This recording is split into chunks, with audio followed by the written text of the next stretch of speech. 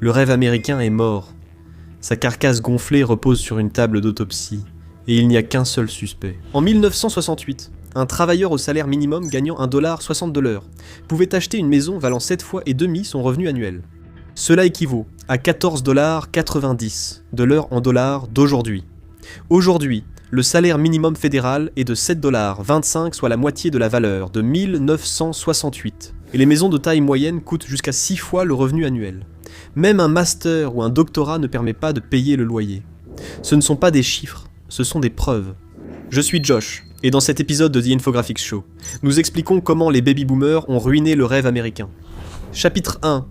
Suivez l'argent. Commençons par la scène du crime, la version intacte, le groupe témoin, la preuve que le système fonctionnait avant que quelqu'un n'intervienne.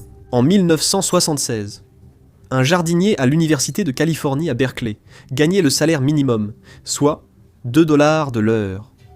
Il travaillait 12 semaines pendant l'été, soit 480 heures, et gagnait au total $960. Les frais de scolarité annuels à l'université de Californie à Berkeley étaient alors de $637. Il finance 150% de ses frais en un été. Il lui reste $323 pour, vous savez, des choses comme les livres, le loyer, les dépenses courantes.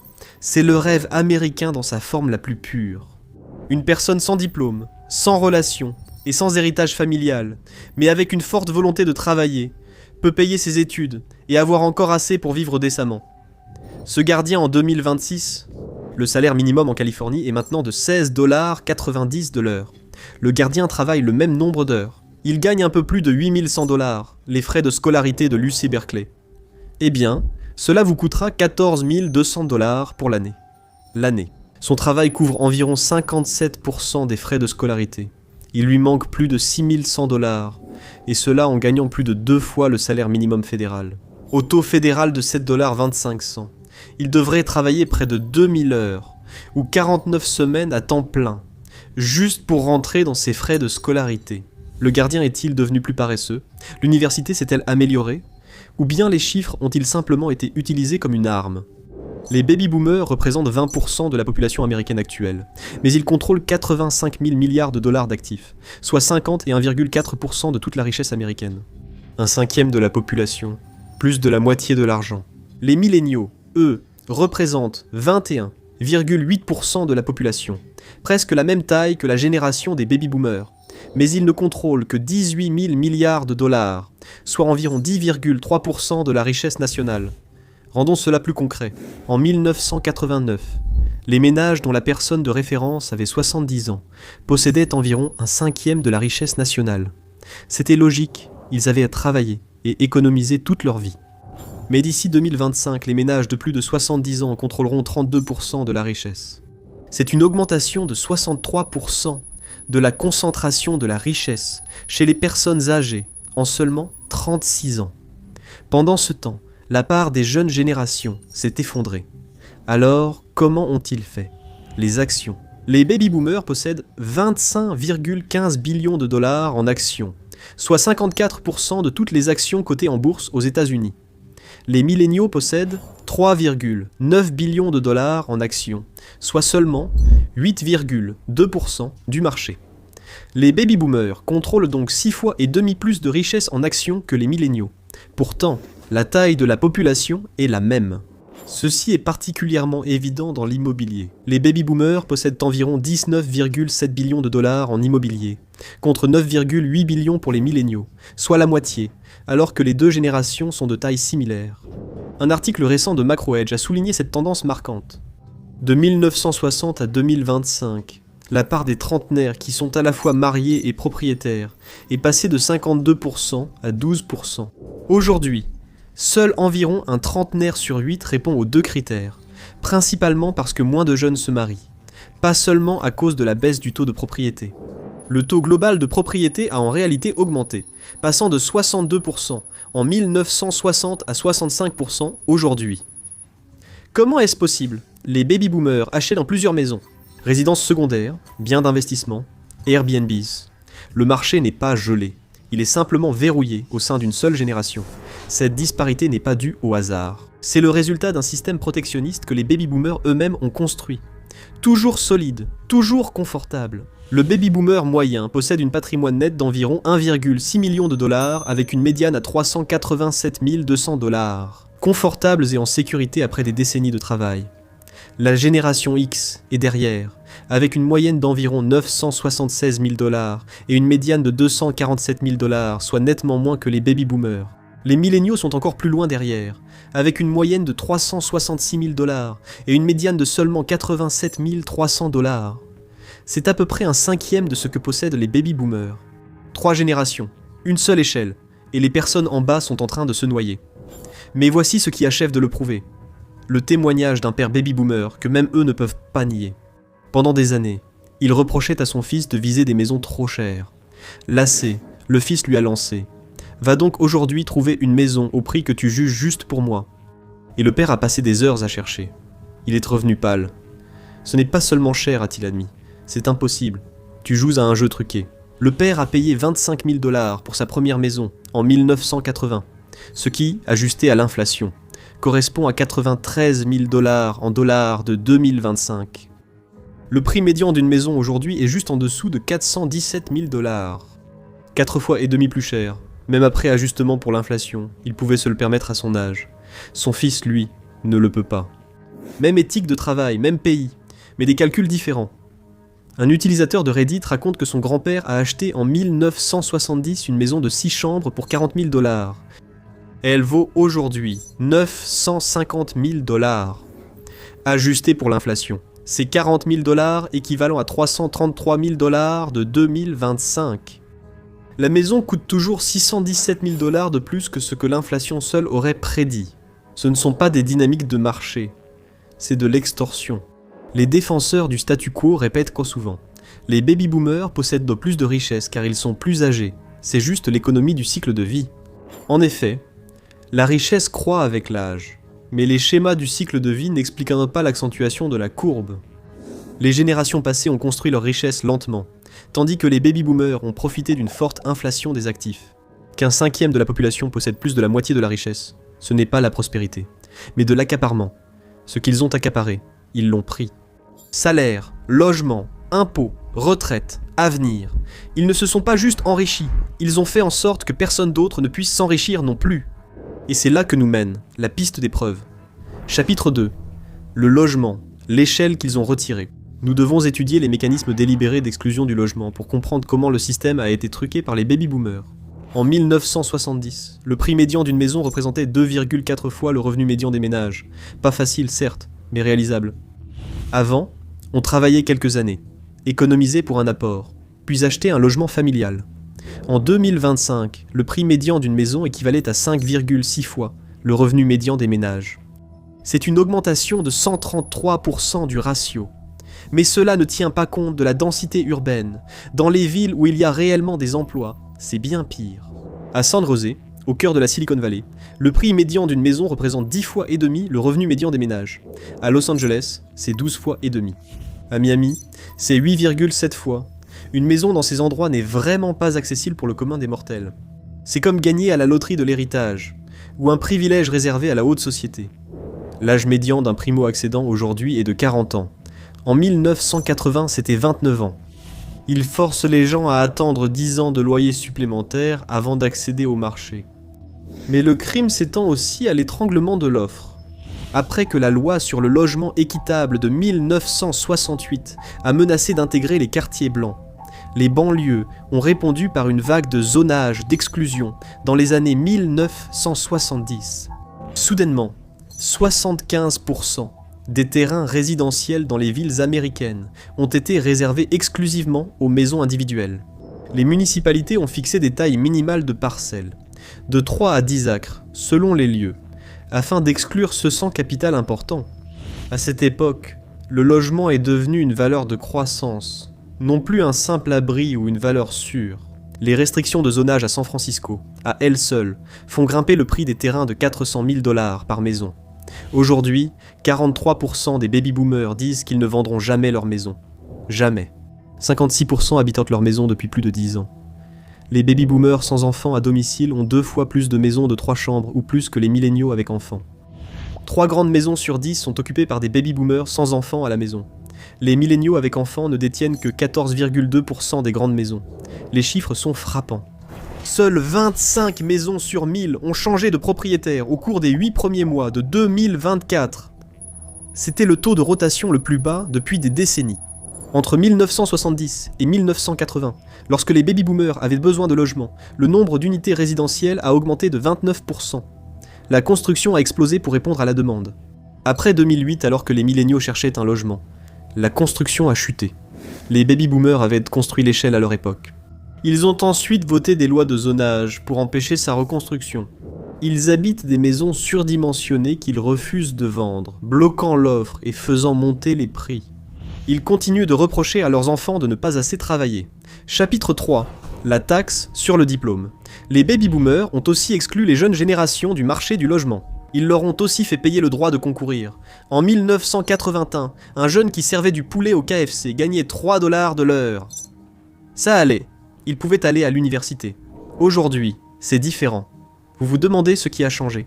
À la fin des années 1960 et au début des années 1970, l'administration de la sécurité sociale finançait les études des jeunes adultes dont les parents étaient décédés, handicapés ou retraités. Cela représentait près de 32 000 $ actuels. De nombreux parents de baby-boomers ayant servi dans les guerres mondiales, ce programme fédéral a permis à beaucoup d'entre eux d'accéder à l'université. Cela s'est terminé dans les années 1980, donc ceux qui ont pu en profiter sont entrés, et ensuite, ils ont fermé la porte. À l'époque, les subventions fédérales suffisaient, car l'université était bien plus abordable. Les frais de scolarité moyens, dans une université publique de cycle de 4 ans, en 1963-1964 ajustés pour l'inflation, étaient juste au-dessus de 4 900 $. En 2022-2023, ils étaient passés à un peu moins de 14 700 $. Cela représente une augmentation de 197%, après prise en compte de l'inflation. Le coût de l'université a triplé en termes de pouvoir d'achat réel. Dans les années 1990, les frais universitaires étaient environ 18% du revenu médian des ménages contre 35% aujourd'hui dans les universités publiques. Les frais de scolarité ont doublé en l'espace de 2 décennies. Aujourd'hui, les universités privées coûtent 137% du revenu médian. C'est plus qu'un salaire annuel entier avant impôt, évidemment. En 1970, 250 heures de travail au salaire minimum suffisaient à couvrir une année de frais de scolarité dans une université publique. En 2020, il fallait plus de 1000 heures. À Penn State, il fallait 19 semaines de travail à temps plein pour payer les frais de scolarité en 1985. Mais en 1995, le temps qu'un étudiant devait travailler est passé à 29 semaines. En 2014, ce chiffre avait grimpé en flèche à 57 semaines, soit exactement 3 fois plus longtemps pour le même diplôme dans le même établissement. Les baby-boomers ont étudié à l'université quand l'État finançait majoritairement. Puis, ils ont réduit ces aides, transférant le coût aux étudiants et leurs familles. Et c'est encore pire. La dette fédérale des prêts étudiants a plus que doublé depuis 2007. La génération X détient les soldes les plus élevés par emprunteur, avec environ 44 300 $. Les milléniaux suivent de près avec une moyenne d'environ 40 400 $. Même les baby-boomers, qui ont en majorité fréquenté l'université avant la généralisation de la dette étudiante, ont en moyenne 41 900 $ de dette, parmi ceux qui en ont encore. Mais voici l'asymétrie qui compte. En 2021 seulement, 6,6% des baby-boomers ont une dette étudiante contre environ 25,5% des milléniaux. La génération X a aujourd'hui environ 600 milliards de $ de dette étudiante, tandis que les baby-boomers ont profité d'une éducation subventionnée avant de supprimer ces aides. Les diplômes sont devenus obligatoires pour vivre décemment et coûtant plus que les revenus. Puis, ils sont devenus prêteurs tout en finançant le gouvernement qui aurait pu aider. N'est-ce pas ? Chapitre 4. Le braquage fiscal. Nous sommes en 1981 et le président Ronald Reagan vient d'entrer dans le bureau ovale avec un plan. Le taux d'imposition le plus élevé à l'époque, celui que paient les ultra-riches, est confortablement fixé à 70%. À la fin du premier mandat de Reagan, il sera descendu à 50%. À mi-parcours de son deuxième mandat, 28%, ils l'ont réduit de moitié, puis encore de moitié. On appelait ça l'économie du ruissellement. Sauf que rien n'a ruisselé, à part la facture. La dette nationale sous Ronald Reagan a triplé, passant de 997 milliards de dollars à 2,85 billions. C'est comme si on maxait 3 cartes de crédit et qu'on disait à ses enfants qu'ils se débrouilleront avec ça. Le déficit fédéral a atteint 6% du PIB. Le gouvernement a perdu 9% de l'ensemble de ses recettes au cours des premières années. Les baisses d'impôts de Ronald Reagan ont ajouté 10 000 milliards de dollars au déficit national depuis leur mise en place en 1981. Mais ce n'est pas tout. Lorsque le président George W. Bush est arrivé en 2000, ces baisses d'impôts ont coûté environ 1,7 milliard de dollars sur 10 ans.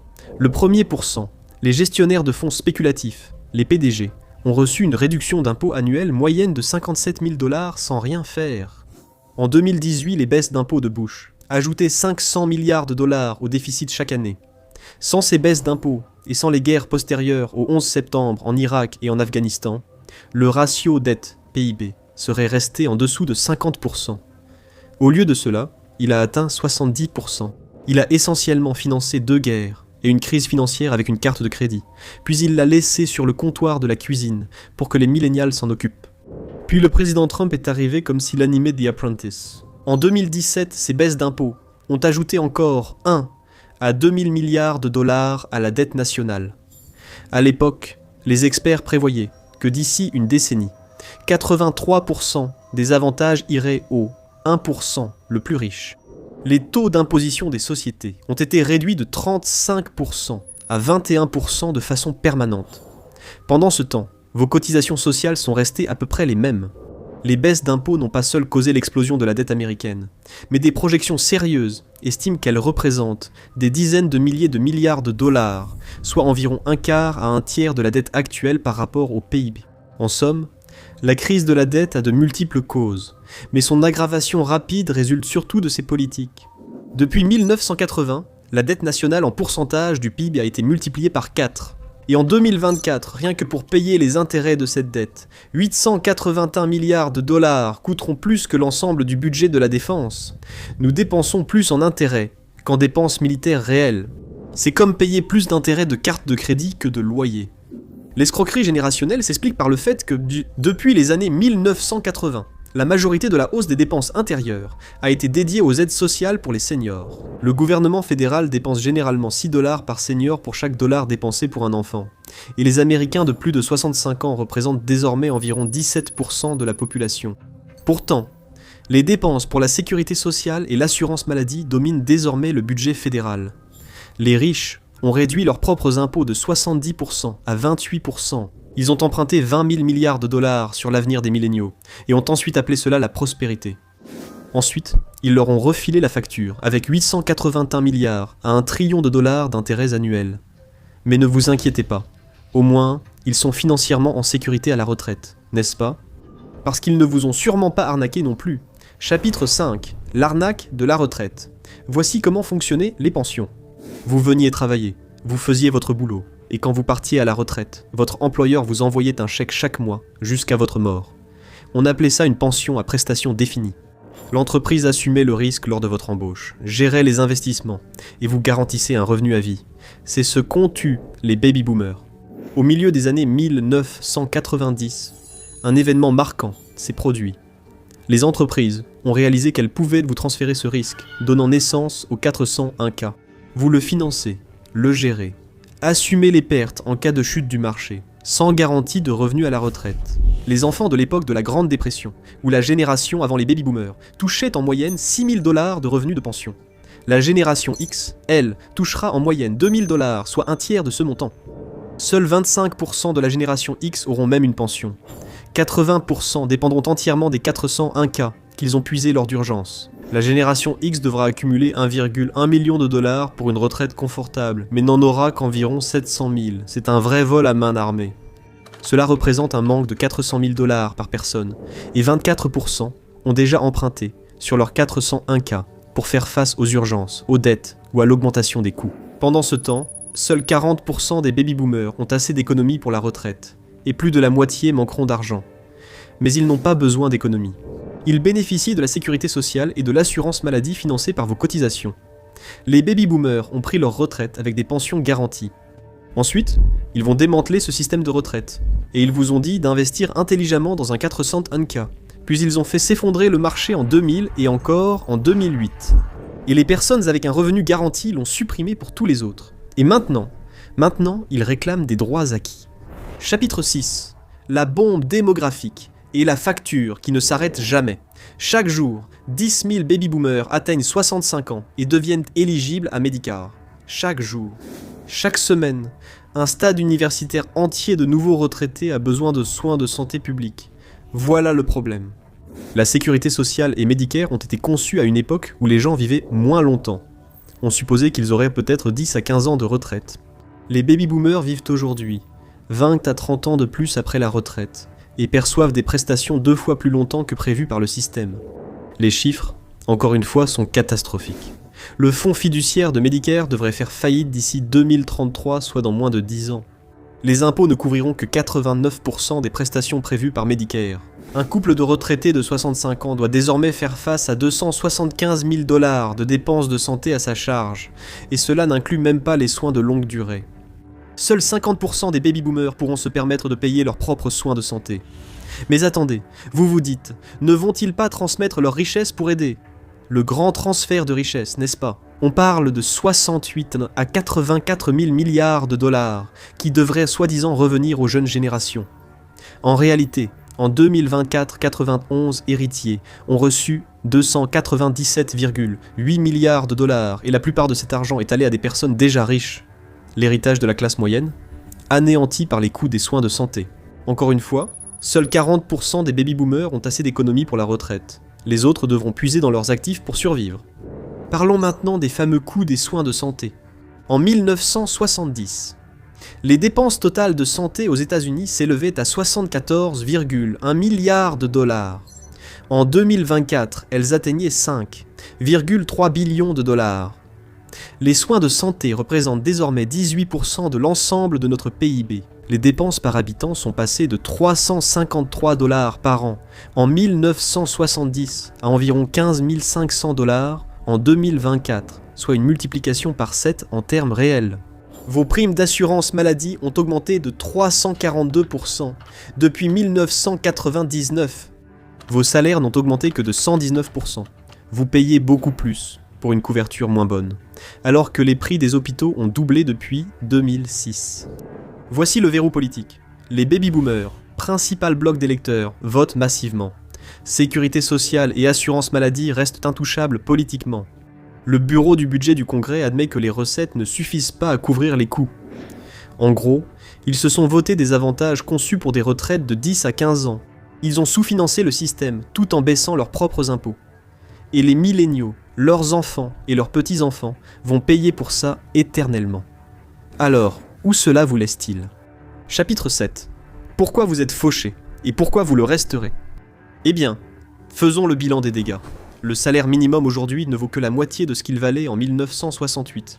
Les coûts du logement sont 133% plus élevés par rapport aux revenus. L'université coûte presque 3 fois plus cher qu'avant, après ajustement pour l'inflation. Les retraites ont disparu. Les impôts sur les riches sont passés de 70% à 37%. La dette nationale dépasse les 38 000 milliards de dollars et continue d'augmenter. Plus de la moitié des Américains vivent au jour le jour. C'est un tableau sombre, mais ce n'est pas un hasard. Ce n'est pas à cause de l'engouement des millénials pour les toasts à l'avocat. C'est un démantèlement orchestré par les baby-boomers, cette génération qui a gravi les échelons puis brûlé l'échelle derrière elle. Ils ont acheté leur maison pour 3 fois leurs revenus et les ont fait coûter 5,6 fois leurs revenus. Ils ont eu accès à l'éducation pour 18% de leurs revenus et l'ont rendue exorbitante. Ils avaient des retraites garanties et les ont supprimées. Ils ont baissé leurs impôts et fait exploser la dette. Ils ont voté des réglementations restrictives et sécurisé des avantages intouchables. Toutes les politiques les favorisaient, reportant les coûts sur ceux qui viendront après. Le rêve américain n'est pas mort de cause naturelle. Il a été assassiné par les baby-boomers et ils tiennent toujours l'arme du crime. 51% de toute la richesse américaine. Que va-t-il advenir du monde qu'ils laisseront derrière eux ?